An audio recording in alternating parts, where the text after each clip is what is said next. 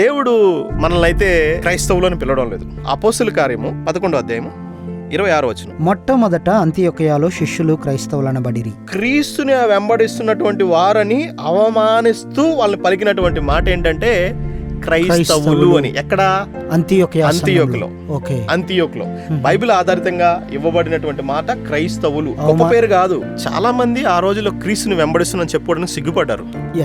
అందుకనే అపోస్తులు ఇంటికెళ్ళి వారి ఇళ్ళకెళ్ళి వారికి వాక్యం బోధిస్తున్నారు. లో ప్రొఫైల్ మెయింటైన్ చేస్తూ వాళ్ళు కలుసుకుంటూ అక్కడ దేవుణ్ణి ఆరాధిస్తున్నారు. పేతురు గారు కూడా బొంగుతారు కదా 3 సార్లు. అవును, క్రీస్తుని సిలువకు అప్పగించడం. ఆ క్రమం నుంచి చాలా కాలం వరకు క్రీస్తుని బహిరంగంగా ఎవరు చెప్పడానికి ఇష్టపడలేదు. వారిని అవమానకరంగా వీళ్ళు క్రైస్తవులు వాళ్ళే ఆయన వెంబడిస్తున్నటువంటి వారు అని అంటూ క్రీస్తుని వెంబడిస్తున్నారు కాబట్టి వారికి క్రైస్తవులు అని వాళ్ళని ఎక్కిరిస్తూ పిలిచినటువంటి మాట క్రైస్తవులు.